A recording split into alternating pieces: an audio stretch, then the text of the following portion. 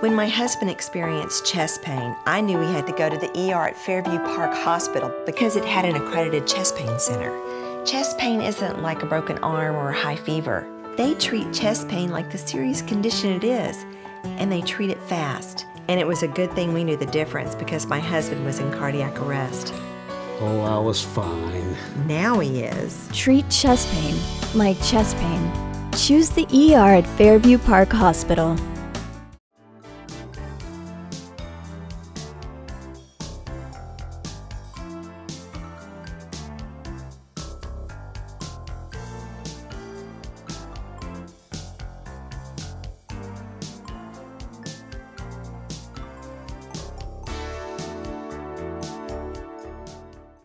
Hello, welcome to At Home in Dublin with Ricky Porter. This is part 2 of an interview that we began with Joshua Kight, a local attorney here in Dublin and the executive director of the Downtown Development Authority, DDA. And at this very moment, Mr. Kight and I, Joshua, we are standing in front of a water fountain that was put in place as a part of the development of the Bicentennial Plaza. And to my left here is the Fred Roberts Building. Joshua Kight and I, the first part of the interview was in the Fred Roberts Building. And to my right here is Theatre Dublin. Behind the water fountain is a war memorial for the Civil War. That's right. As a Confederate soldier. And beyond the war memorial is the Morris State Bank downtown building. Why don't you tell me a little bit about how this Bicentennial Plaza came into being? Well, the City of Dublin was celebrating its bicentennial in 2012. The city was founded in 1812.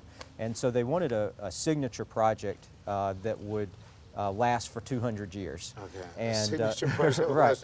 That's a high order. Right, it is. But so the Downtown Development Authority helped in the development of this idea of taking an old parking lot and a shortcut road that sort of ate right through the heart of downtown and closing it off and turning it into a pedestrian plaza with a green space and fountain and connecting it all up to the farmers market, which is just on the other side over there. So one of the central points of downtown development is to make it friendly for walkers. You know, you've got a great area with banks and coffee shops and theaters and art galleries all in this area, and it just need to be connected with safe and beautiful pedestrian walkways and plazas. So the City Council bought into the idea 100%. And with the assistance of the city and some great engineers there and some designers and developers, we got this whole plaza put in. So this used to be a parking lot? This used to be a parking lot right here. And right beyond the water fountain, that was a road, because I used to travel that road when I first came here in 2007. We used to have big log trucks that would come right in front of the theater and right in front of the Fred Roberts and connect up to Highway 80 there. Yeah. And just closing that off and turning it has to made a big difference. It has. You know, the theater hosts a lot of community shows, Correct. and we've got hundreds of kids who come here every week. And it used to be unsafe with all the traffic right in front of the theater doors. Now they come out here, they play in the lawn, they come up to the statue and take photos, and it's just become a real focal point for the community. And it's a safe spot. You know, I keep thinking that there has to be, and maybe it doesn't have to be, but isn't it usually a person who comes up with the idea, and then that idea is then shared? So I'm thinking, did somebody come up with an idea of a plaza? I mean, where did the genesis of it? Well, you know, things start with just a small idea, and then you bring in more people, and the idea grows and gets better and better. So, you know, the initial thought was, how do we connect the farmers market to this center downtown area? Okay. And you know, so it started with just a path for pedestrians, and then we said, well, if we're going to take a path for pedestrians right through the center of a parking lot and a road, why don't we just close it all off? And then you say, well, if we close it all off, why don't we put a fountain in there? Very good. And you know, it just kind of grew from there. But so the gestation of the idea, the development of the idea, does all of that come from the brainstorming of the board of directors, It comes from, city council. there are so many different So people many involved. sources, You know, yeah. it's the staff and directors of the Downtown Development Authority, city council members, the mayor. Plus, people love coming up and telling their ideas. You know, Right, all the right. time I get phone calls and emails from people saying, "What do you think about this?" And you know, we take all those ideas and we circulate them, and we've had a lot of great ideas just kind of come from citizens who have a thought and want to share it. You know, I was going to actually bring this up, so Okay. you brought it up now. I'm going to give you the opportunity to directly address our TV audience and let them know how they can make suggestions to the Downtown Development Authority. So you want to give out your telephone number or your email address, but let them know how they can make contact with you. Okay, Joshua sure. Kight. Yeah, the Dublin Downtown Development Authority central office is located here at Theater Dublin. Stop by anytime. Feel free to talk with any of the staff members. Tara Bradshaw is our Main Street Director. Jenny Krausen is our Events Coordinator. They're happy to sit down and listen to what thoughts you have and try to turn it into reality. You can also email us at Tara@mainstreetdublin.com or Jenny@dublinmainstreet.com or Joshua@dublinmainstreet.com. So just get in touch with us. We'd love to hear from you. Very good. When you hear and see us again, we will be in the Carnegie Center. Thank you. All right, thank you for coming. I'll be back shortly. Dad, I'm losing my house. What should I do? Son, your mother and I were there, and Lumen Earl filed a Chapter 13 for us. He even set up a payment plan we could afford. He saved our home, and he kept my check from garnishment. Give Lumen a call. I'm sure he could help you too.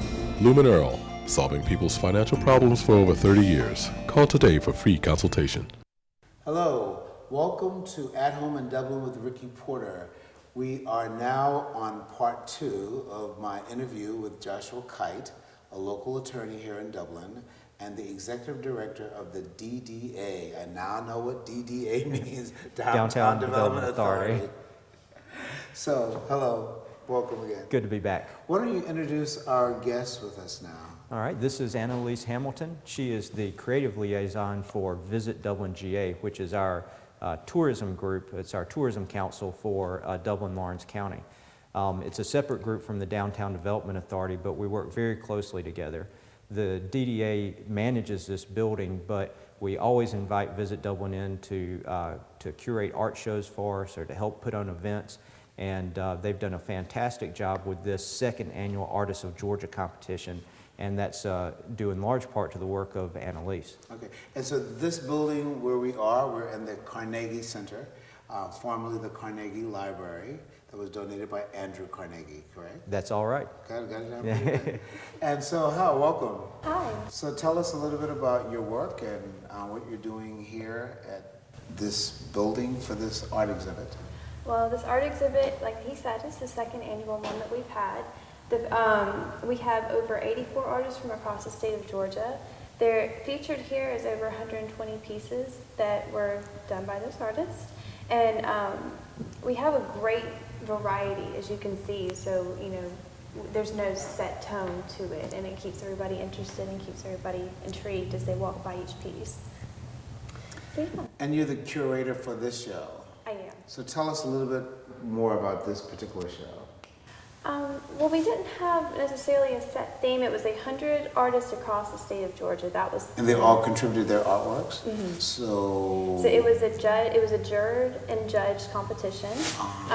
Each artist submitted about 3 pieces, and then those 3 pieces were sent to a juror who in return gave us a set list, and then the set list was judged by Diana Toma of Atlanta, Georgia. Okay.